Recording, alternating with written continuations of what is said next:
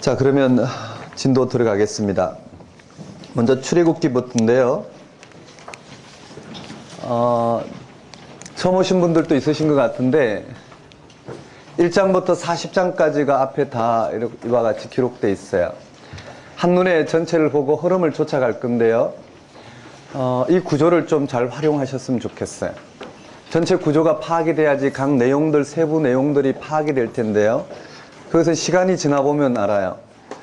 장제목 암기하라고 말씀드렸을 때 암기를 해온 사람들은 지금은 성경이 그냥 너무나 가깝게 와 있어요. 그리고 세부적인 내용이 너무 쉽게 외워진다는 것을 아마 알게 되겠고요. 입시 준비에 얼마나 효과적인지, 문제 풀 때 얼마나 이렇게 효과적인지를 다들 고백하고 있는 것 같아요. 이와 같이요. 1, 2, 3, 4, 5, 6, 7, 8, 9, 10 들어가면 다시 또 11, 12, 13, 14, 15, 16, 17, 18, 19, 20 만일에 이사야 66장까지 있으면 늘 그 같은 패턴이에요. 그러면 이사야 63장이 위치가 어딜까요? 항상 여기 되는 거예요. 63장이. 이 말 이해되시나요? 그래서 장 하나 암기하는 내용 정도를 어떻게 해요? 10장 분량으로 외울 수 있어요. 그래서 전체 흐름을 잡아보면 너무나 쉽게 이렇게 외워지지 않을까 생각해요. 해보시면서 한번 적용해 보시면 좋겠습니다. 네, 출애굽기 그럼 빠르게 좀 보겠습니다. 한번 따라해 볼까요? 출애굽기. 출애굽하면 먼저 떠오르는 것이요 모세가 떠오르죠. 맞죠? 한번 따라해 볼까요? 모세. 그 다음에 모세가 바로와 대면하는 장면이 있어요. 출애굽의 영도자로서 하나님께 소명을 받고 바로에게 가서 이스라엘 백성들을 하나님 백성 삼으시는 지도자로서 역할을 해요. 그 다음에 바로와 대면하고 10가지 재앙이 일어나죠. 한번 따라해볼까요? 10가지 재앙. 그리고 출애굽을 해요. 한번 따라하겠습니다. 출애굽 목적이 무엇이냐면 광야에서 하나님과 언약을 맺는 거예요. 한번 따라해볼까요? 언약. 네, 언약을 맺고 언약의 징표로 율법이 주어지죠. 한번 따라해볼까요? 율법. 네, 율법 속에 우리는 성막을 통해서 하나님께서 이스라엘 백성과 어떻게 함께 하시는지를 지시하는 상황과 성막이 완공되는 이게 출애굽 내용이에요. 한번 따라해볼까요? 모세.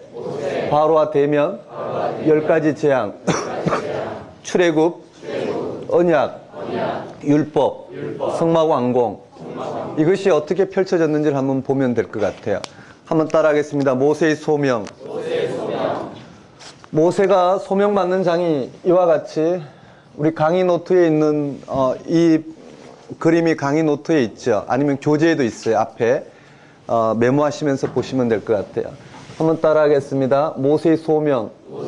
4장 중반부까지 모세가 소명받는 장면이 이렇게 그려져 있어요. 한번 따라해볼까요? 모세의 소명. 모세가 소명받는 장면이 기록되어 있어요.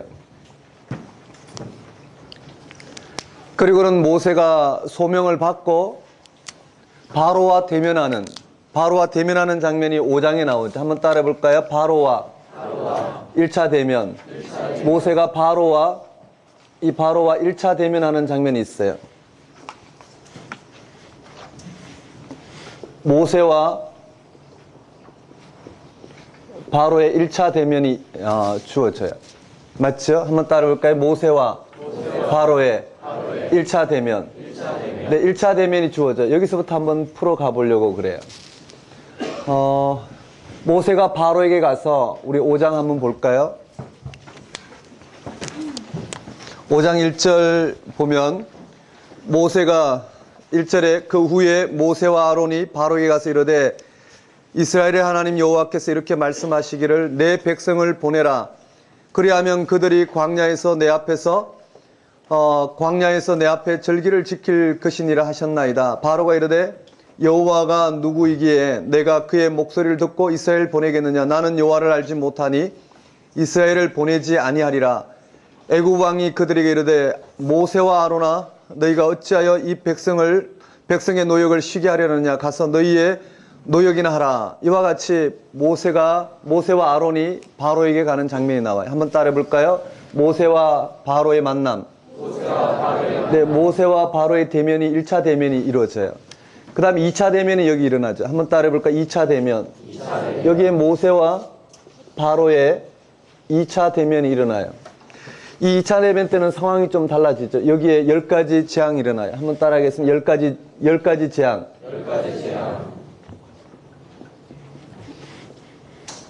10가지 재앙이 일어나고 그 10가지 재앙의 종류가 등장해요. 한번 따라해 볼까요? 피, 개, 이, 파, 돌, 독, 우, 매, 흑, 장 이렇게 되죠. 10가지 재앙이 장 구분해서 보면은 피의 재앙, 개구리의 재앙, 이의 재앙, 파리의 재앙, 돌림병인가요? 맞나요?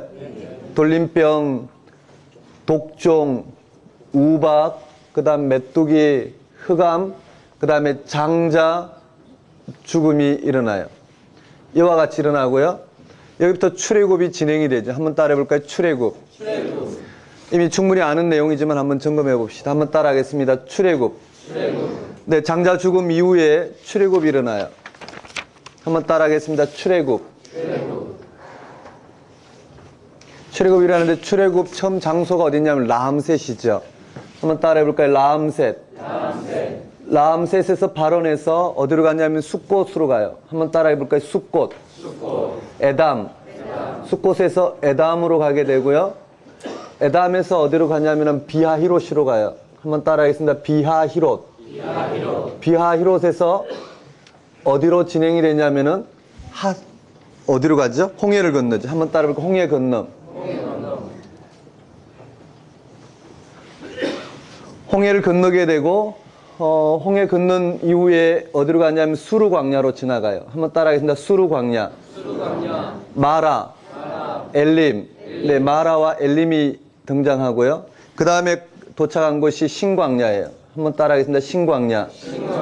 네, 신광야에 도착하고 그리고 마지막 시내산에 도착하기 직전인 르비딤에 도착하죠. 한번 따라해 볼까요? 르비딤.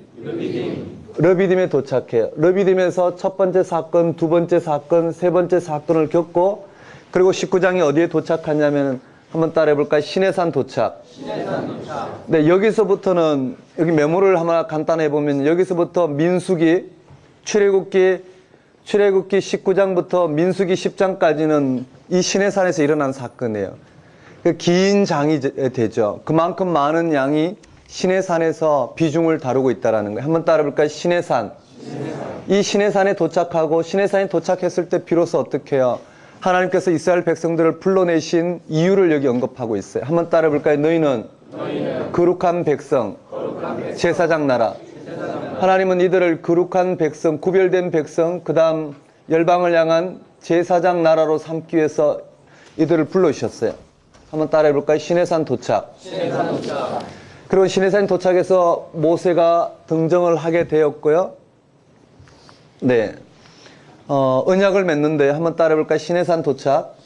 시내산에서 여호와 하나님과 이스라엘 백성들이 이미 430년 전에 아브라함과 언약했던 그 언약을 기억하시고 애굽의 종로를 하던 이들을 건져내어 당신 백성 삼기 위해서 모세를 이와 같이 세우시고 모세를 부르시고 네, 애굽의 종로로 타는 이들을 향하여 모세를 바로 앞에 세우시고 이스라엘 백성들을 인도하기 위해서 1차 대면, 2차 대면 이 바로를 꺾기 위해서 10가지 재앙을 통해서 이와 같이 이스라엘 백성들을 구원하시는 분이 천지를 창조하신 창조주 하나님이심을 드러내고 그러고 난 다음에 당신 백성 삼으시기 위해서 드디어 네, 이스라엘 백성 바로를 꺾으시고 출애굽을 일으키셔요. 라암셋, 숫곳, 에담, 비하히롯, 홍해 건너고 수르, 마라, 엘림, 신광야, 르비딤을 지나서 광야 한복판인 시내산에 도착해서 이와 같은 창세기부터 여기까지 진행된 긴 여정 가운데 하나님이 하시고자 하는 일이 24장에 드러나요.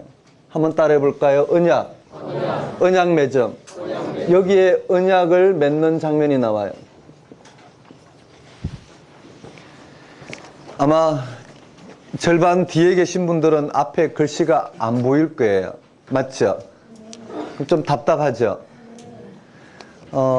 네, 맞아요.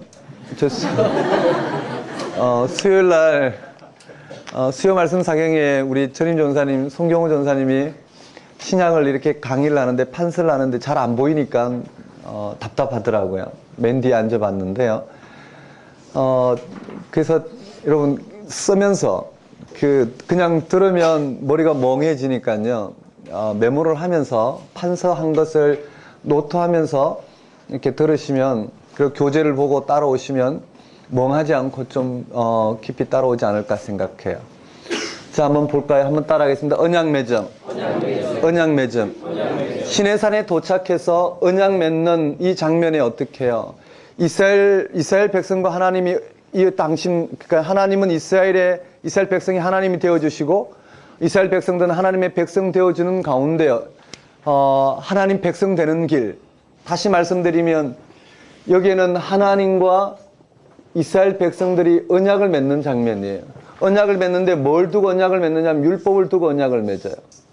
한번 봅시다.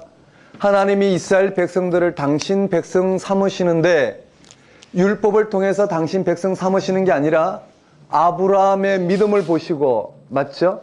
아브라함의 믿음을 통해서 의롭다 하시고 그 아브라함을 통해서 의롭다 하신 아브라함을 통해서 이 후손들을 별과 같이 많게 하실 것이고 그 후손들을 당신 백성 삼으시겠다고 약속을 하셨어요. 맞나요? 그 약속, 아브라함과 하나님과의 약속의 징표로 할례를 하게 했단 말이에요. 할례의 징표, 즉 할례를 통해서 하나님은 그 언약을 당신의 때에 이루실 거고 이스라엘 백성들은 이루실 하나님을 향해서 살아가도록 불러주셨어요. 그런 하나님께서 이스라엘 백성들을 당신 백성 삼으시고 아브라함의 언약을 통해서 당신 백성 삼으시고 이스라엘 백성들을 하나님 백성으로 살아가는 길인 이 율법을 허락하셨단 말이에요. 왜냐하면 이 땅의 거민들처럼 죄악 가운데에서 살아가는 이 백성들을 원래 천지를 창조하실 창조주 하나님이 우리 인간을 지으실 때 하나님 한 분만을 위해서 존재하도록, 즉 하나님의 영광에 참여하도록 불러주신 하나님의 형상으로 우리를 빚으셨다고요. 그러므로 우리를 어떻게 해요? 하나님을 경외하고 오직 하나님이 우리를 불러주신 그 하나님 뜻대로 우리가 순종하며 살도록 하나님이 율법을 통해서 당신을 이 땅의 백성들과 거룩한 구별된 백성으로 세우셨다. 뭘로요? 율법을 말씀하신 이 율법을 순종함으로 말미암아 하나님 앞에서는 이 거룩한 백성으로 세우셨고요. 그러한 그들의 삶이 제사장 나라로 이 열방을 향해서 오늘 우리가 무엇을 위해서 살아야 될지, 누구에 의해서 지음을 받았고 무엇을 위해 살아야 될지 들려주는 이와 같은 제사장 나라로 하나님께서 불러주셨다는, 그게 율법이 필요해요. 한번 따라해 볼까요? 언약서 율법 규정. 이 시내산에 도착하고 20장부터 여기에 23장까지는 이 백성으로서 살아가야 될 길인 다른 말로요, 구별된 백성으로 살아야 될 길인, 구별된 백성으로 살아야 될 길인 율법을 허락하셨어요. 한번 따라해 볼까요? 언약서 율법 규정. 여기를 제목을 이렇게 볼까요? 언약서, 즉 언약서란 여호와 하나님과 이스라엘 백성들이 언약을 맺으면서 주신 출애굽에 나오는 율법을 언약서 율법 규정이라 이렇게 이름을 한번 붙여보겠습니다. 한번 따라해 볼까요? 언약서 율법 규정. 그래서 그 상징으로 여기 십계명을 허락하셨어요. 한번 따라해 볼까요? 십계명. 네, 십계명을 허락하고 이 십계명을 풀어놓은 다양한 법들이 1장부터 23장까지 연결돼요. 나중에 한번 볼 거고요. 한번 따라하겠습니다. 언약 맺음. 그리고 이스라엘 백성이 하나님 되심을 드러내는 그리고 이스라엘 백성들이 이 하나님의 율법을 순종하는 한 하나님 백성으로서의 길을 갈 수 있음을 드러낸 상징적인 부분이 바로 성막이에요. 한번 따라해 볼까요? 성막. 25장부터 31장까지는 성막에 관련된 내용이에요. 한번 따라하겠습니다. 성막. 25장부터 31장 중반부까지는 여기에 이 백성들과 여호와 하나님께서 어떻게 함께 하시는지를 드러낸 그 식양인 성막, 특별히 천막, 장막 중에서 구별된 하나님 임재를 상징하는 성막을 건조하게 해요.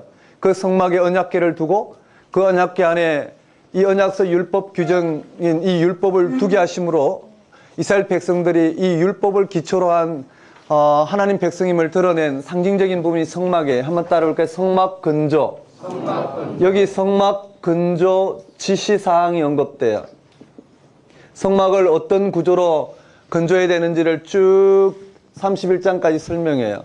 그리고 모세가 두 돌판을 들고, 한번 따라해볼까요? 두 돌판. 두 돌판을 들고 시내산에서 내려올 때 이스라엘 백성들은 어떻게 여기에 금송아지 숭배를 하게 돼요. 한번 따라해볼까요? 금송아지. 네, 잘 아시는 내용이죠. 여기에 금송아지를 만들어 놓고 금송아지를 숭배하는 우상 숭배를 하게 되었고요. 이런 장면을 통해서 하나님과 언약이 깨트려져요. 여기 두 돌판이 깨짐과 이스라엘 백성들이 징계가 일어나고, 그리고 모세의 중보 기도가 연결되죠. 한번 따라해볼까요? 중보 기도. 이러한 절차 끝에 다시 34장에 새 언약을 맺어요. 한번 따라해볼까요? 언약 맺음. 24장이라면 34장에 새 언약을 맺어요. 한번 따라해볼까요? 새 언약.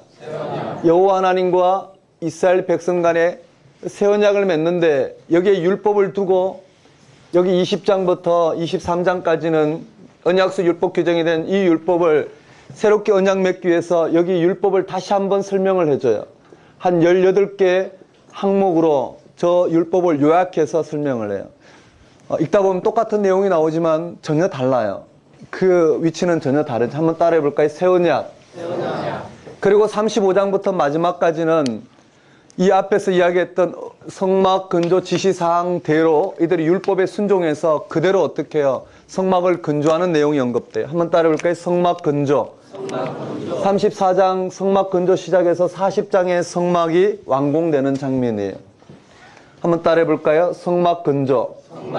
성막 근조 시작이 일어나고 이 시작이 40장에 완공되는 장면으로 끝나요. 크게 개괄적으로 보면 이와 같은 장면이에요. 우리 크게 한번 외워볼까요? 흐름을요. 한번 따라해 보겠습니다. 모세, 바로와 대면, 1차 대면, 2차 대면, 10가지 재앙, 출애굽 여정이 나오고, 한번 따라해 시내산 도착, 언약 맺음, 언약 파괴가 되고 다시 또 새 언약 맺죠. 한번 따라해볼까요? 새 언약. 네, 그와 같이. 그리고 성막 근조. 그게 양 가운데 언급이 되어 있어요. 한번 따라하겠습니다. 모세의 소명. 바로와 대면. 1차 대면. 2차 대면. 그러니까 이 구조를 익히면 되죠. 흐름을 갖고 구조를 익히면 될 거예요. 한번 따라해 볼까요? 2차 대면. 다시 1차 대면. 2차 대면. 그 10가지 재앙. 1차 대면에서는 실패했죠. 실패한 이유를 하나님께서 들려주셔요. 왜 여호와 하나님께서 바로의 마음을 강팍하게 하셨는지를 들려주고, 그리고 난 다음 모세의 족보를 통해서 하나님의 언약의 파트너인 아브라함의 대리자로서 모세를 세우시는 거예요. 그러니까 창조주 하나님의 대리자로서의 권능을 가지고 다시 바로와 대면했을 때는 빈 지팡이 아니라 하나님의 창조주 하나님의 권능이 담긴 지팡이가 되는 거예요. 한번 따라해볼까? 10가지 재앙. 피게이파, 돌도구, 매흑장, 장자 죽음, 출애굽.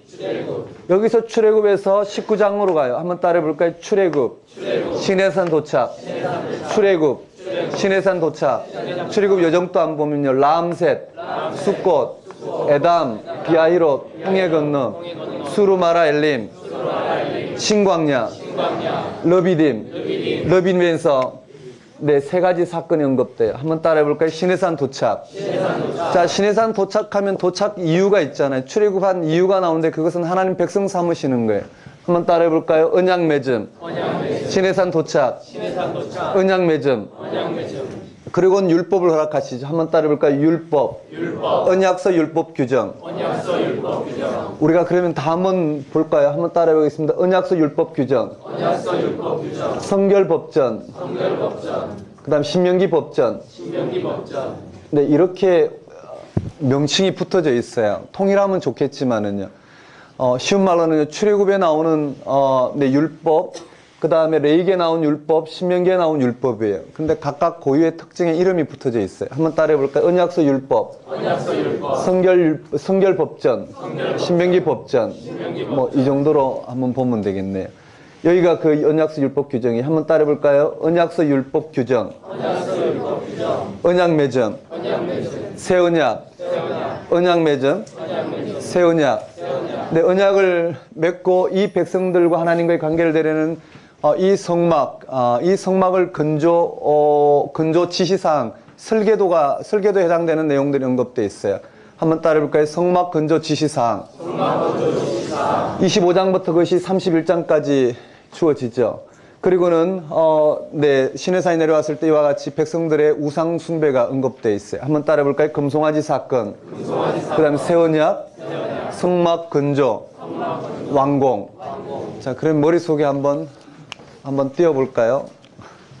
네, 한번 연습할 겸 한번 띄워보겠습니다. 자, 1장부터 10장, 11장부터 20장, 21장부터 30장, 31장부터 40장이에요.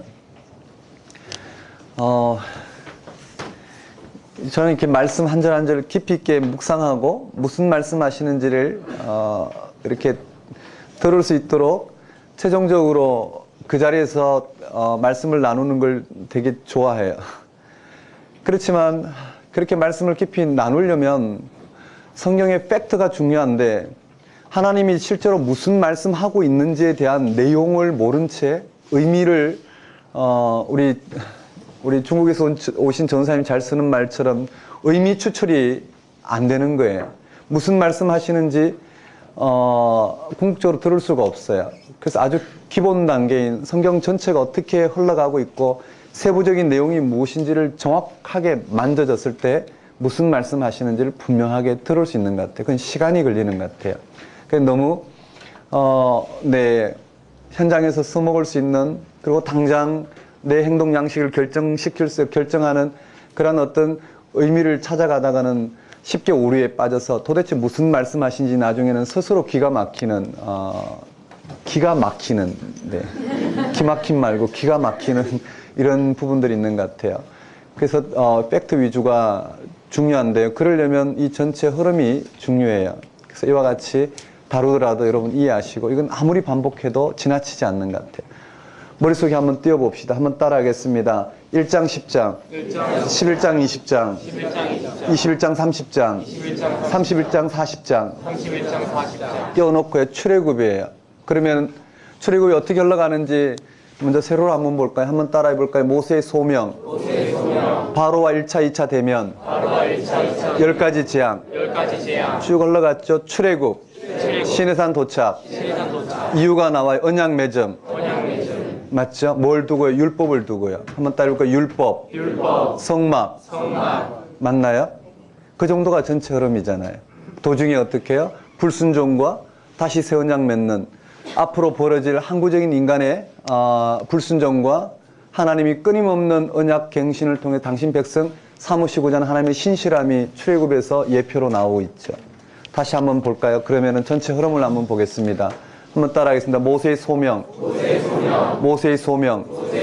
바로와 1차 대면, 구조를 따라가 봅시다. 1차 대면, 2차 대면, 10가지 재앙, 피, 개, 이, 파, 볼독우, 10장의 매흑, 12장의 장자 죽음, 출애굽, 19장으로 가서 시내산 도착, 12장의 출애굽, 라암셋, 네, 시내산 도착. 그럼 출애굽 여정을 한번 봅시다. 라암셋, 내려가 숫꽃, 에담, 비아히롯, 홍해 건너, 수르마라 엘림, 신광야, 러비딤에서 3가지 사건, 시내산 도착 이유가 있잖아요. 언약 맺음이에요. 당신 백성 삼으시기 위해서 24장이에요. 한번 따라볼게요. 언약 맺음. 그 가운데 미리 어떻게 이 백성이 구별된 백성으로서 이 땅의 제사장 나라로 살아가는 법을 가르쳐 줬어요. 그러니까 하나님을 섬기는 법을 가르쳐 준 게 바로 율법이에요. 율법에 대해서는 시간이 지나면서 자세하게 드러날 거예요. 한번 따라해 볼까요? 언약서 율법 규정, 언약 맺음. 그리고는 율법의 핵심이 되는 그 율법이 핵심이 되는 네, 그 성막 근조 지시사항 자체도 율법이지만 그 이스라엘 백성들과 언약을 맺은 이 율법이 네, 성막 가운데 그들의 그 모든 진의 중심이 되는 성막, 구별된 성막 가운데 하나님의 영광이 자정하는 지성소에 그 언약궤가 자리한다라는 것은 이스라엘 백성들이 하나님의 영광이 그리고 그 언약궤 위 두 그룹 날개 아래 하나님께서 함께 하신다라는 것은 이스라엘 백성들이 하나님 앞에 구별될 수 있는 유일한 길이 뭐라고요? 율법을 지킴으로 말미암아, 율법에 순종함으로 말미암아 하나님 백성 된다라는 것을 드러냈어요. 솔로몬이 성전을 지어드리고 하나님을 위해서 성전을 짓고 지성소에다가 언약궤를 드린 이유도 거기 있어요. 이 백성들을 하나님 백성으로 한 언약 맺은 그 언약의 준수에서 이 백성을 다스리겠다라는 결단이라고 할 수 있겠죠. 그만큼 이스라엘 백성들의 존재 근거는 하나님 말씀에 순종이 있었다고 볼 수 있어요. 한번 따라해 볼까요? 성막 건조, 지시사항, 그리고 34장에 새 언약을 맺어요. 한번 따라해 볼까요? 새 언약. 그 안에 금송아지 사건이 있죠. 금송아지 사건. 이스라엘 불순종. 새 언약. 그 다음에 성막 건조, 완공. 머릿속에 떠오르시나요? 이 정도를 가지고 한번 들어가 봅시다. 그러면 우리 1장의 모세의 소명부터 실제로 출애굽기를 어떻게 읽어야 되는지, 이 출애굽을 잘 읽어야지 전체가 민수기까지 또 신명기에 왜 모세가 이스라엘 백성들을 불러놓고 그와 같이 설교를 했는지를 우리는 확인할 수 있어요. 방학 때 공부 많이 하신 분들은 지루하신가요? 다 아는 내용이라 생각하지 마시고 하나씩 하나씩 한번 되짚어 봅시다. 한번 따라하겠습니다. 출애굽 배경. 모세가 소명을 받는 장면에서 여기 배경이 나와요. 한번 따라해 볼까요? 출애굽 배경. 네. 출애굽 배경이 나오고 배경에 보면 항목 하나하나를 외워보면은요. 먼저 애굽으로 이주한 야곱 자손들이 나와요. 한번 따라해 볼까요? 애굽으로 이주한. 네, 여기 애굽으로 이주한 야곱 자손들이 나와요. 몇 명이 이주했느냐 하면은 70명이 이주를 했는데 하나님께서 복주심을 통해서 생육하고 불어나 번성하고 매우 강하여 온 땅에 가득하게 되었더라. 이렇게 돼요. 70명이 이주했는데 생육하고 번성하여 온 땅에 불어나 매우 강하여 온 땅에 가득하게 되었더라. 한번 따라 볼까요? 온 땅에 가득하게 되었더라. 네, 이렇게 되었어요. 70명이 이주해 왔는데 요셉의 때에 70명이 야곱의 자손들이 이주해 왔는데 지금은 온 땅에 가득하게 될 만큼 그 수가 불어났더라. 그 말은 뭘까요? 아브라함과 언약했던 하늘의 별처럼 바닷가의 모래처럼 이 백성을 많게 하겠다라는 그 약속이 지금 어떻게 무르익었다라는 걸 들려주고 있어요. 하지만 무르익었지만 또 다른 상황이 전개되어야 거기에 요셉의 공로를 인정하지 않으려는 애굽의 새 왕이 등장해요. 한번 따라해볼까요? 애굽의 새로운 왕. 네, 애굽의 새로운 바로가 등장해서 이스라엘 백성들을 학대해요. 학대한 이유는 애굽이 세계사적으로 보더라도 그 위세가 어떻게 축소가 되었고 내부적으로 보더라도 정치적인 혼란이 있었어요. 거기에 소수민족인 이스라엘이 그 수가 많이 불어났고 자체적인 어떤 정치적인 입지를 견고하게 하고 있었기 때문에 그 수를 줄여보려고 위험 요소를 제거하려고 이와 같은 소수민족에 대한 이민족에 대한 정책을 바꾸게 돼요. 그래서 이스라엘 백성들을 두려워했어요. 정책을 바꾼 두 가지 정책이 등장해요. 이제 모세가 소명받기까지 배경으로 흘러가죠. 한번 따라해 볼까요? 비돔과 라암셋. 이 비돔과 라암셋이라는 신도시를 건설하게 해요.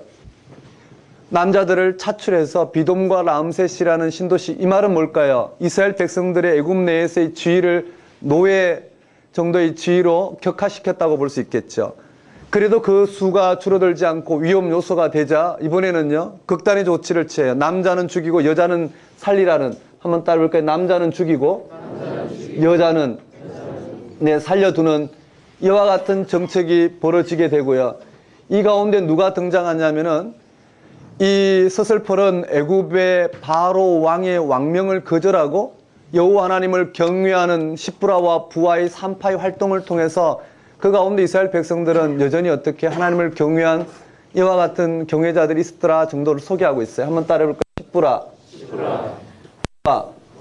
네, 십부라와 부아가 등장해요. 이런 에피소드가 있고요. 이런 배경 가운데 모세가 출생하죠. 흐름을 한번 봐요. 한번 따라해볼까요? 모세 출생. 네, 이런 배경 아래 모세가 출생하고요. 3개월 동안 숨어서 모세가 성장해요. 거기 보면 모세가 레위 지파 부모 밑에 태어날 레위인이라는 게 등장하고 있어요. 한번 따라해볼까요? 모세 출생. 그 3개월 후에 하수에 버려지게 되죠. 모세가 바로의 딸에 의해서 구출돼요. 잘 아는 내용이에요. 한번 따라해볼까요? 구출. 그 왕궁에서 성장하게 되죠. 한번 따라하겠습니다. 성장. 그리고는 살인을 하게 돼요. 한번 따라해볼까요? 살인을 하게 되고 미디안 광야로 도주하게 되죠. 한번 따라해볼까요? 도주.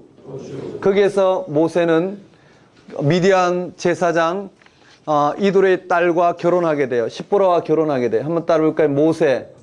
결혼.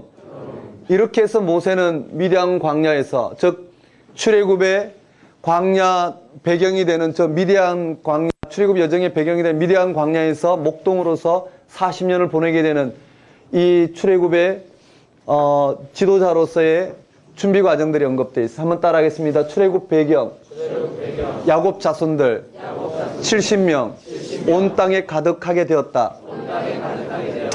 네, 애굽의 세왕 바로의 이스라엘 학대. 네, 이스라엘 학대를 하는데 두 가지 종류였어요. 한번 따라해볼까요? 비돔과 라암셋. 남자아이는 죽이고 여자아이는 살려둠. 십부라 부하. 그럼 어떤 내용 흐름인지를 알 수가 있어요. 그리고 한번 따라해볼까요? 모세 출생, 구출, 성장, 살인, 도주, 결혼. 네, 이 상세한 내용들은 이제 각자 보시면 되고요. 근데 중요한 것은요, 이렇게 준비가 되어 있고요. 모세는 이렇게 준비되어 있고, 한번 봐봐요. 시대적 배경은 이스라엘 백성들이 애굽에서 430년 동안 살았던 이유가 무엇일까 생각해 보면, 애굽에서 적어도 애굽의 시민과 동등한 권리를 인정받고 그들과 똑같은 사회적 기회가 보장되었기 때문에 알 수 있어요. 그런데 지금은 어떻게 해요? 그러한 동등한 지위가 보장된 것이 아니라 이와 같이 애굽의 새 왕의 정책이 바뀌게 돼요. 그러므로 이스라엘 백성들은 노예로 전락하게 돼요. 그리고 노예로 전락한 이들 가운데 하나님의 때가 무르익게 되었고, 모세는 또 이와 같이 하나님 때에 들어서기 위해서 준비가 되어지고 있어요. 그 내용들 어디 언급되어 있냐면 우리가 읽었던 23절부터 잘 기록되어 있어요. 23절에 보면 여러 해 후에 애굽 왕은 죽었고 이스라엘 자손은 고된 노동으로 말미암아 탄식하며 부르짖으니 그 고된 노동으로 말미암아 부르짖는 소리가 하나님께 상달된지라. 하나님이 그들의 고통 소리를 들으시고 하나님이 아브라함과 이삭과 야곱에게 세운 그의 언약을 기억하사 하나님이 이스라엘 자손을 돌보셨고 그들을 기억하셨더라. 여기에서 이제 성경을 읽는 갈림길이 생기는 거예요. 어떻게 성경을 읽어야 될 건가?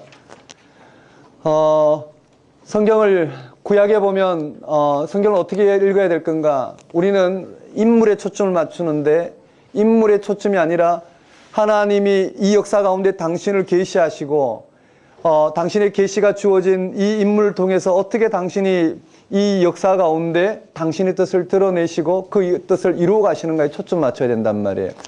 여기에 그 출애굽기와 민수기, 특히 우리 모세오경을 읽는 그 갈림길이 여기 23장부터 25절까지 잘 주어져 있어요. 23절에서 25절까지 잘 주어져 있어요. 아마 성경을 또 읽어보면 아마 눈치를 채셨겠지만 아주 모호하게 기술되어 있어요. 첫 출발은요, 아주 모호하게 이런 문학적 형태가 많이 나와 있어요. 사사기에도 보면 유다가 시몬과 함께 올라가 땅을 정복하였더라. 그럼 우리는 생각할 때 유다와 시몬이 올라간 내용들이 하나님 앞에서는 우리가 읽을 땐 긍정적으로 볼 수 있어요. 함께 동력했구나 볼 수 있지만 거기부터 출발한 사사기 1장 3절부터 출발한 전체 내용은요, 거기서부터 굉장한 텀이 벌어지게 돼요.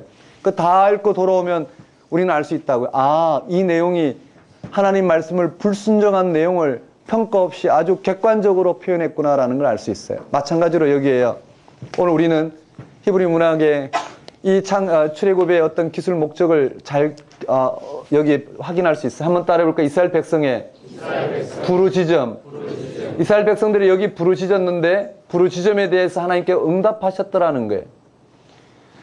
그런데 여기서 오해를 하면 안 돼요. 이스라엘 백성들은 뭐에 대한 부르짖음이었을까요?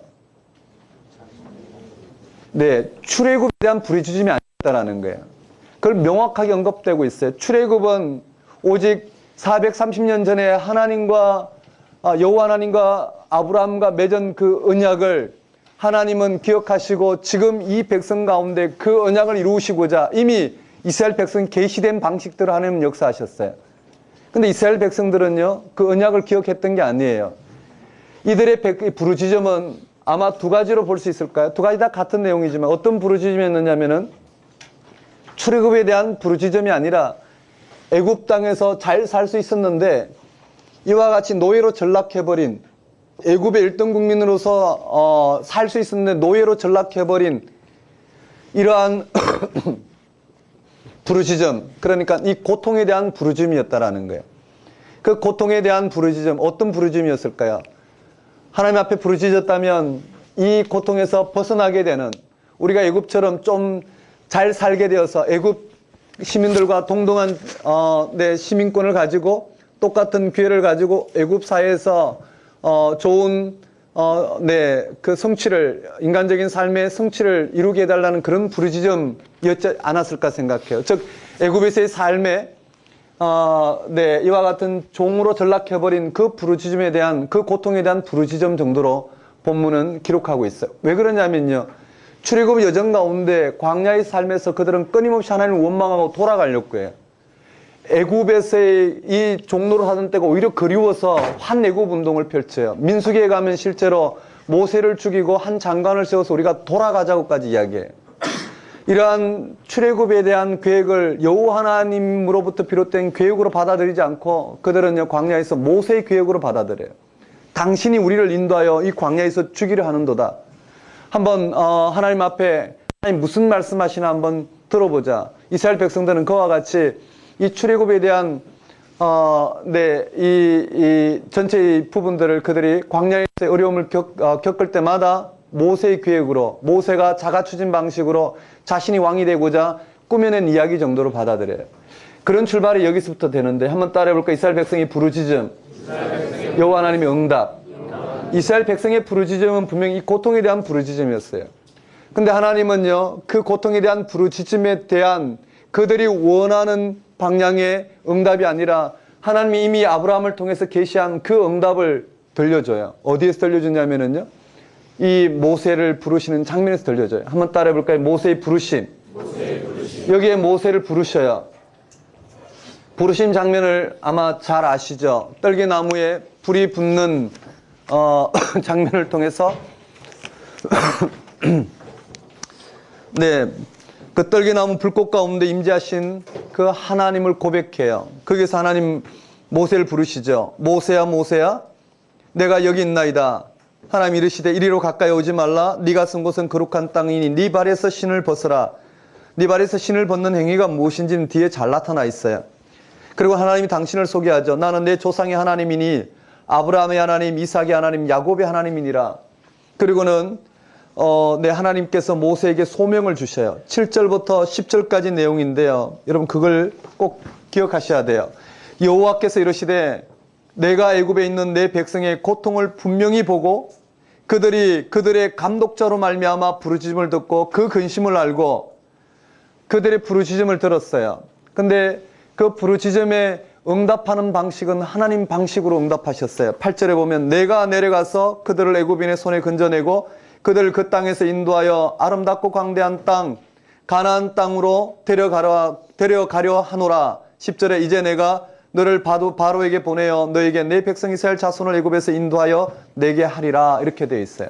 자, 모세를 부르신 이 부르심 앞에 모세에게 소명을 허락하시. 한번 따라해볼까요? 부르심. 왜 부르시는지 부르심의 내용이 언급되어 있어요. 한번 따라해볼까요? 출애굽의 비전이 누구로부터 나왔나요? 이스라엘 백성으로부터 나왔나요? 모세로부터 나왔나요? 아니라는 거예요. 하나님부터 주어진 거예요. 하나님이 그 언약을 기억하사 이스라엘 백성들을 인도하여 가나안 땅으로 들이시겠다는 계획, 그 10가지 부족들이 나오는데 그 부족들을 쫓아내고 가나안 땅으로 들이시겠다는 계획이 여기 출애굽 계획이 들려져요. 맞나요? 이 계획을 들은 모세와 하나님과의 대화가 언급돼요. 한번 따라해볼까요? 모세와 하나님과의 대화. 네, 모세와 하나님과의 대화가 주어져요. 이 긴 장면이 어디까지 연결되냐면 4장 중반부까지 연결돼요. 한번 따라해 봅시다. 출애굽 배경. 저를 한번 보실까요? 한번 따라하겠습니다. 모세의 소명. 천천히 한번 더듬어 가 봅시다. 배경. 어떤 배경인가요? 70명이 이주해 왔는데 온 땅에 가득하게 되었고 애굽의 세왕 바로가 이스라엘 학대하는 내용이 나와요. 비돔과 라암셋을 건축하게 하는 그 건축 현장으로 남자들을 다 차출시키고요. 노예로 전락하게 됐단 말이죠. 그 다음에 남자애는 태어나면 죽이고 여자애는 살려주는, 그때 시브라와 보아의 활동도 등장하게 되고요. 그런 배경 가운데 모세도 출생했지만 남자애는 죽이라는 왕명에 의해서 더 이상 길러질 수가 없어요. 그래서 3개월 동안 길러다가 갈대 숲에 버려지게 되죠. 맞죠? 나일강 하수에 버려지게 돼요. 갈대 상자에 담겼어요. 바로의 공주에서 구출되고 왕궁에서 성장하게 돼요. 그런데 자기 민족이 애굽의 군인들에게 핍박받는 걸 보고 살인을 저지르게 되고요. 미디안 광야로 도주하게 되었고 거기서 40년 동안, 결혼 후에 40년 동안 목동으로 생활하게 돼요. 그렇게 모세는 준비되어지고요. 이스라엘 백성들은 또 어떻게 출애굽에 대해 무르익게 되냐면은 이와 같은 애굽 왕 바로의 이 왕명에 의해서 이스라엘 백성 노예로 전락한 그 고통을 부르짖는, 그 고통이 극에 달해서 여호와 하나님께 부르짖게 되는 거예요. 그 부르짖음에 대해서 하나님께서는 응답하시되 그들의 부르짖는 내용에 응답하신 게 아니라 하나님 이스라엘 백성들에게 약속하신 계시의 내용, 언약의 내용에 응답하셔요. 그리고는 모세를 부르시고 모세에게 나타나셔서 이 출애굽에 대한 비전을 들려주시고, 이 출애굽에 대한 비전은 앞에서 모세는 여호와 하나님과 자신의 정체성에 대해서 대화하는 장면으로 길게 이어져요. 되셨죠? 그러고 난 다음에 모세를 바로에게 파송한단 말이에요. 한번 따라해 볼까요? 여기에 한번 따라하겠습니다. 바로에게로 파송. 거기 보면 이렇게 돼 있어요. 모세가 애굽으로 파송받는 장면이에요. 한번 따라해 볼까요? 모세. 애굽으로 파송. 근데 여기도 잘 보셔야 돼요. 모세가 애굽으로 파송하는 장면과 이 모세가 애굽으로 파송하는 장면과 또 뒤에 보면 모세가 애굽으로 파송해서 오는 장면, 이 이야기 흐름 속에 모세가 애굽으로 파송되고 애굽에 도착하는 이 장면 가운데 뭐가 들어가 있느냐면 하나가 끼어 들어가 있어요. 한번 따라해 볼까요? 피난편 모세. 여기 피난편 모세가 언급되어 있어요. 이게 문학 형식인데요. 한번 따라해 볼까요? 애굽으로 파송. 그럼 별거 아닌 것 같지만은 한번 보셔요. 모세가 소명을 받고 애굽으로 파송당하고 애굽에 도착해서 모세가 어떻게, 여기는 애굽으로 파송돼서 오는 도중에 피난편 모세가 피난편 모세 사건 아시죠? 모세가 갑자기 도중에서 어떻게 여호와 하나님의 죽임을 당하기 직전이었어요. 그 안에 십보라가 두 아들 양피를 베어 모세의 발 앞에 던지면서 내 남편 모세는 참으로 피난편 모세라고 이야기해요. 그런 에피소드 이후에 다시 또 애굽으로 오던 길을 와서 애굽에 도착해서 이 하나님의 출애굽의 계획, 즉 하나님이 모세를 통해서 들려주신 이 애굽에서 인도하여 가나안 땅으로 들이시겠다는 이 내용을 백성들에게 들려주자 온 백성들이 다 믿었다고 그랬어요. 한번 따라해 볼까요? 백성들이 믿으니라. 그리고 여호와 하나님 앞에 경배했다고 그래요. 온 백성이 다 믿었다고 그랬어요. 이해되시죠? 이 가운데 뭐가 있느냐면 피난편 모세 내용이 들어있단 말이에요. 그것은 이 흐름 속에서 피난편 모세가 누구인지를 규정하는 장면이에요. 해석은 좀 나중에 하기로 하고요. 그 다음에 바로와 대면이에요. 한번 따라올까요? 바로와 대면. 모세가 물론 아론과 함께 동행하죠. 바로와 1차 대면을 해요. 1차 대면을 하지만 바로는 오히려 어떻게 해요? 그 1차 대면에서 5장 1, 2절에 광야에서 여호와 앞에 절기를 지킬 것이라는, 여호와 앞에서 절기를 지키라는 하나님 말씀을 이 백성들에게 들려줘요. 아니 바로에게 들려줘요. 그러자 바로가 이르되 여호와가 누구이기에 내가 그의 목소리를 듣고 이스라엘을 보내겠느냐. 나는 여호와를 알지 못한 이스라엘 백성을 보내지 아니하리라. 오히려 사태가 악화돼요. 한번 따라해볼게요. 사태 악화. 여기에 사태가 악화돼요. 오히려 사태가 악화되고요. 이 악화된 장면을 통해서 백성들이 원망을 하는 거예요. 이 장면이 중요하다는 거예요. 출애굽의 비전이 누구로부터 비롯되었고 백성들은 여호와 하나님을 어떻게 인식하고 있는지에 대한 차이가 여기서 드러나요. 한번 따라해볼까요? 백성들의 원망. 이 원망은요, 어떤 원망이었느냐면은 만일에 여기는 믿었다고 그랬어요. 모세가 여호와 하나님의 출애굽의 비전을 들려줄 때 온 백성이 다 믿었다 하지만 여기는 원망하는 거. 원망한 이유가 뭘까요? 사태가 악화되었기 때문이에요. 이 백성들은 하나님을 어떻게 인식했느냐 하면은 여호와 하나님이 만일에 여호와 하나님의 뜻이 출애굽이었다면, 이것이 출애굽의 비전이 여호와 하나님의 뜻이었다면 바로에게 이야기하면 그것이 그대로 이루어져야 돼요. 바로의 마음을 꺾고 하나님의 뜻이 이루어져야 되는데 오히려 어떻게 해요? 바로의 마음이 강팍하게 되어 바로의 마음이 강팍하게 되어 이스라엘 백성들을 오히려 더 핍박하게 되는 거예요. 사태가 악화되었어요. 그러자 이 백성들은요, 그것이 여호와 하나님의 계획이 아니라 모세가 자가 추진 방식으로 이루고자 하는 계획으로 받아들였어요. 여러분 무슨 말인지 이해되시나요? 이게 주술적인 하나님에 대한 주술적 시각이지 않을까 생각해요. 여러분 한번 보셔요. 하나님께 소명을 받아서 신대원 입시를 준비하기 위해서 출발을 했어요. 우여곡절 끝에 한 해 떨어지고 두 해 떨어졌어요. 주변에서 뭐라고 이야기하냐면 그 하나님이 부르셨다면 그 한 번에 붙어야 되는 거 아니야? 저 한 번은 실수로 떨어졌다고 두 번까지 떨어진다는 건 말이 안 되지 않느냐? 하나님은 부르시도 않는데 당신이 억지로 가려고 하는 거 아니냐? 주변에서 뭐라고 이야기하냐면요, 그러다가 또 어떻게 해요? 아이라도 아프기나 하고 또는 경제적인 어려움이라도 있기나 하면 뭐라고 이야기하냐면 당신이 부르지도 않는데 그 길을 가서 하나님께서 우리를 이렇게 힘들게 하시나 보다. 그 말 듣고 맨정신으로 계실 분은 거의 없을 거예요. 아마 기도원에 가서 울고 불고 하나님 저를 왜 이런 시련에 두십니까? 하나님 뜻은 도대체 어디 있습니까? 나자빠치고 그렇게 또 한 1, 2년 돌다가 다시 또 정신 차려서 우연히 공부했는데 붙었어요. 하나님 나를 이렇게 붙이셨다고. 이와 같이 이야기하는 부분인데요. 이건 무슨 말씀인지 아시겠죠? 우리가 조금 더 깊이 있게 하나님 당신을 계시하신 방식대로 인식한다면 우린 그렇게 주술적이거나 아니면 율법적으로 판단하지 않게 돼요. 정말 생생히 살아계신 하나님 앞에서 우리 자신을 조명하게 될 거예요. 우리가 하나님이 당신을 계시하신 방식대로 좀 더 깊이 있게 영적으로 들어가 보면, 영적이라는 건 성령의 역사하심을 하나님 계시의 사건들을 좀 더 우리가 구체적으로 이 땅 가운데 임하신 하나님 방식을 좀 더 알면 알수록 어떻게 해요? 우리 인간의 한계인 주술적인 데서 좀 벗어날 수 있고요. 주술적이라는 건 우리가 잘 알지 못하기 때문에 발생하는 우상숭배의 방식이죠. 그 다음에 또 인간이 할 수 있는 건 뭘까? 제일 잘하는 거 율법적인 거예요. 인간이 할 수 있는 거는, 이 세상에서 제일 잘할 수 있는 건 율법적인 부분인 것 같아요. 맞죠? 비판하고 어떤 잣대를 가지고 판단하고, 그러니까 이런 율법적인 부분에서 좀 극복하지 않을까 생각해요. 이 백성들을 보면 주술적이고 율법적인, 그 당시 지금 진행되면서 보겠지만 이 출애굽의 1세대들은요 애굽의 신관에 이미 묻어 있었다고요. 애굽의 바로라는 신관에, 태양신을 숭배하는 바로라는 신관에 이미 400년 동안 익숙해 있었기 때문에요. 그들로부터 구별된다는 건 그렇게 쉬운 문제가 아니었어요. 그들로부터 구별된다는 건 쉬운 문제가 아니었어요. 그들은요, 바로는 뭘까요?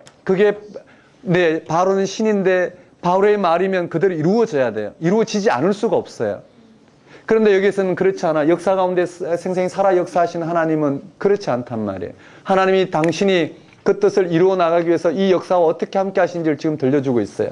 즉 사태를 악화시키자 이 백성들을 원망하는 거. 원망하면서 뭐라고 이야기하냐면요, 그게요. 백성들이 원망 내용 중에서 이 백성들이 하나님 앞에서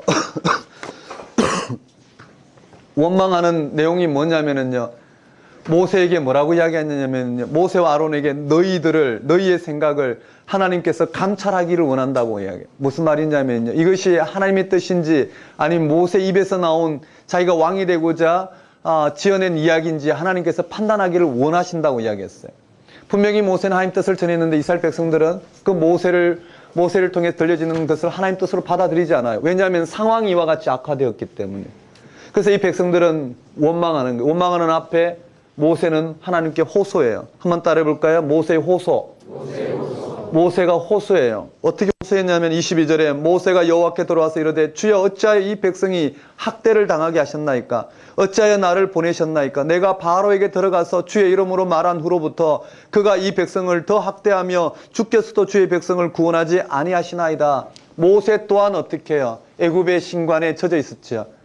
하나님 말씀이 이루어져야 되는데 이루어지지 않는 이유에 대해서 모세가 백성들부터 좀 더 깨어 있었던 것은 분명히 모세는 여호와 하나님부터 이 비전을 받았기 때문에요. 그 이유를 여호와께 여쭈어요. 그때 여호와께서 6장에요. 당신을 계시하셔요.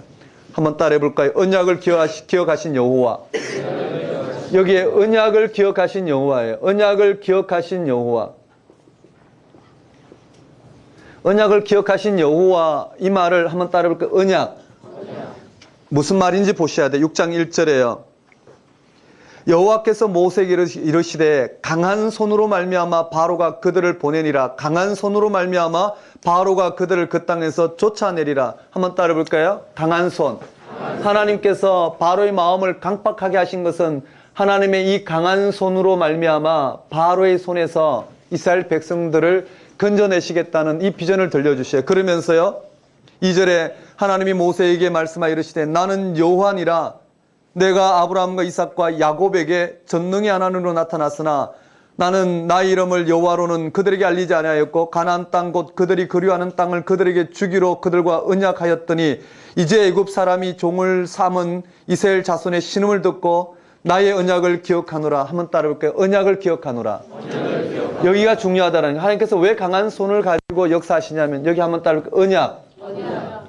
하나님은 이 언약을 기억해서 그렇다라는 거예요. 다시 말씀드리면 모세와 아론이 바로에 가서 뭘 요청했느냐면은 이스라엘 백성의 하나님께서 여호와 하나님께서 이 이스라엘 백성들을 당신 백성 삼기 위해서 광야로 좀 보내달라고 허락을 요청했어요. 바로에게 한번 따라볼게요. 허락.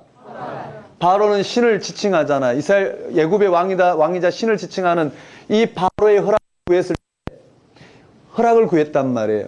그래서 어떻게 해요? 바로는 강팍하게 돼 오히려 사태를 악화시키고 백성들은 원망하게 돼 다시 하는 여호와 하나님 앞에서 모세는 호소해요.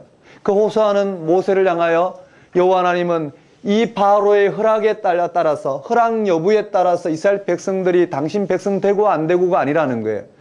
이 허락의 문제가 아니라 천지를 창조하신 창조주 하나님께서 바로 이 언약의 근거에서 어떤 언약이요? 이미 430년 전에 아브라함과 언약했고 아브라함의 언약이 이삭으로 전해졌고 이삭의 언약이 야곱으로 전해진 그리고 야곱을 통해서 이스라엘로 삼으시고 그 12아들을 12지파 삼아서 당신 백성 삼으시겠다는 그 언약의 근거에서 이스라엘 백성들을 당신 백성 삼으시겠다는 이 내용을 여기 들려주고 있다는 말씀이죠. 이해되시나요? 다시 말씀드리면요.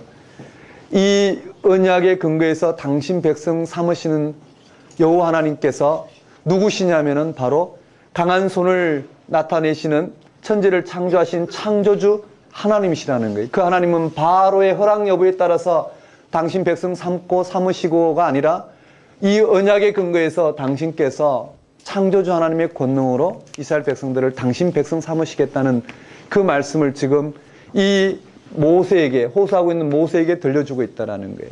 거기에 계속 한번 보면은요. 6절에 그러므로 이스라엘 자손에게 말하기를 나는 여호와라. 내가 애굽 사람의 무거운 짐 밑에서 너희를 빼어내어 그 고역으로 너희를 건지며 편팔과 큰 재앙으로 너희를 구속하여 너희로 내 백성을 삼고 나는 너희 하나님이 되리니 나는 애굽 사람의 무거운 짐 밑에서 너희를 빼어낸 너희 하나님 여호와인 줄 너희가 알지어다. 내가 아브라함과 이삭과 야곱에게 주기로 맹세한 땅으로 너희를 인도하고 그 땅을 너희에게 주어 기업을 삼게 하리라. 나는 여호와니라.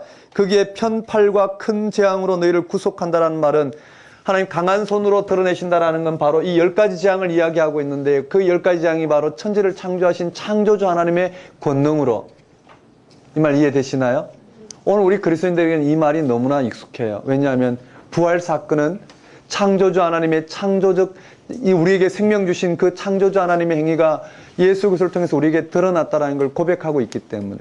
맞죠? 한번 따라하겠습니다. 언약을 기억하신 여호와. 그래서 그 이유를 들려주시고요. 그리고 난 다음에 다시 또요, 여기처럼요, 모세를 바로에게 파송해요. 한번 따라해 볼까요? 바로에게 파송. 여기에 바로에게 모세를 파송해요.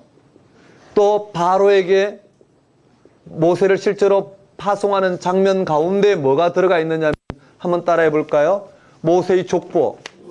여기에 모세의 족보가 언급되어 있어요. 모세의 족보가 자세하게 언급되어 있는데, 오른쪽 10장에 보면 모세의 10장 밑에 보면 모세의 족보가 기록되어 있죠. 한번 따라해 볼까요? 모세의 족보. 모세의 족보. 네, 여기에 모세의 족보가 자세하게 기록되어 있어요. 자, 그러면 두 가지 문제를 해결해야 되는데, 여기에요, 애굽으로 파송하고 파송하는 장면에 피난편 모세가 있고, 여기에 바로 앞에 파송하고 파송하는 장면에 모세의 족보가 있는데요. 자, 전체 흐름은 뭘까요? 핵심은 우리에게 들어왔어요. 만일에 전체 흐름의 핵심을 놓친다면 우리는 아무리 세밀하게 큐티를 한다 하더라도 별로 메시지를 잡지 못해요. 뭐냐면은요, 출애굽의 비전은 누구로부터 주어졌나요? 이 하나님으로부터 주어졌다라는, 그 언약을 기억하시고 여호와 하나님으로부터 출애굽의 비전이 주어졌어요. 모세는 그 언약의 근거에서 역사하시는 그 하나님의 언약의 파트너가 바로 모세잖아요. 맞죠? 모세예요. 즉 아브라함으로부터 그 언약의 후손으로서, 다시 말씀드리면 모세의 조상은 아브라함이에요. 그 모세를 이스라엘 출애굽의 지도자로 세웠다라는 것은 아브라함 대신에 약속한 그 파트너로 하나님께서 모세를 세우셨다라는 거예요. 그렇다면 그 중심은 뭘까요? 언약이란 말이에요. 언약의 징표는 뭘까요? 할례예요. 맞죠? 그런데 모세가 이스라엘 백성의 지도자로 세움을 받고도 어떻게 해요? 여기 보면 피난편 모세라고 이야기했는데요, 모세는 그 언약을 신실하게 순종하지 않았어요. 즉 모세의 아들들이 최소한 20대 이상은 됐을 거예요. 난지 8일 만에 할례를 해야 되는데도 불구하고 두 아들의 양피를 십부라가 베었다라는 것은, 십부라는 이방인, 그죠? 이도로의 이방인 제사장, 이방신을 숨기는 제사장 이도로의 딸이란 말이에요. 그가 이스라엘 백성들 모세를 봤을 때, 그 여호와 하나님의 이와 같은 모세의 부르심에 조명해 봤을 때 언약에 근거했다는 것을 십부라는 아는데 모세는 몰랐단 말이에요.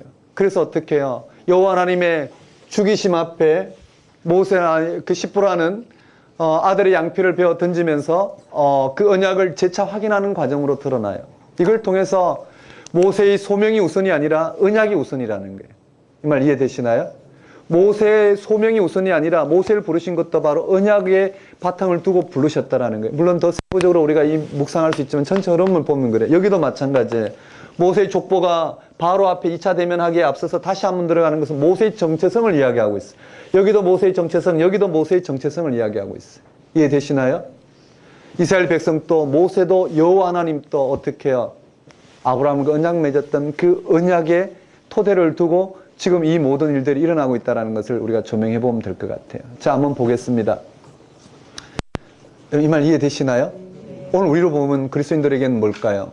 예수 그리스도의 십자가의 사건과 부활 사건, 이것이 하나님이 이 땅 가운데 당신을 계시한 유일한 사건이란 말이에요. 오늘 우리 가운데 하나님을 인식할 수 있도록, 물론 이 우주 만물 가운데 하나님의 능력과 신성이 이미 다 보여 알게 됐지만 우리의 죄성을 통해서 하나님 한 분을 영화롭게도 감사치도 못한 오늘 우리들에게, 유대인들에게는 그 율법을 토대로 자기 의를 드러내고 하나님 앞에서는 서지 못하는 우를 범했던 것처럼요, 오늘 우리 가운데는 스스로 하나님을 알 수가 없었어요. 근데 하나님 우리를 계시하신 방법이 뭐냐면은 예수 그리스도의 십자가의 사건과 부활 사건이란 말이에요.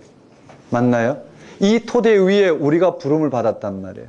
이 토대가 아니고는 오늘 우리는 어떻게 해요? 피난편 모세나 아니면 모세의 족보에서 이야기하는 우리의 정체성은 확보될 수가 없어요.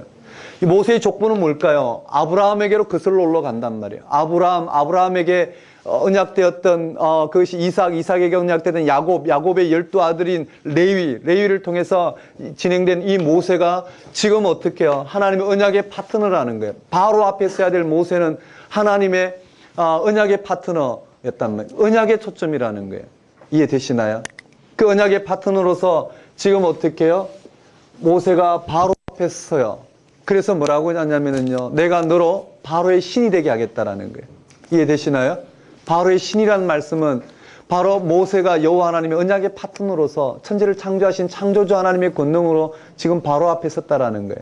그리고는요, 이 10가지 재앙을 일으켜요. 물론 여기에 예비적인 재앙도 이적도 있죠. 지팡이가 뱀이 지팡이로 바뀌는 걸 통해서 자신에게 어떠한 하나님의 이적이 주어졌고 권능이 주어졌는지를 자기 정체성을 확보하는, 하나님을 통해서 자기 정체성을 확보하는 일이 일어나요. 그리고 10가지 재앙이 일어나요. 한번 따라해볼까요? 피게이파, 돌도구, 매흑, 장자 죽음이 일어나요. 되셨나요? 첫 시간 조금 길게 했는데요. 진도를 조금 빠르게 나갈 거예요. 우리 10분 쉬었다가 진도 나갈 텐데요.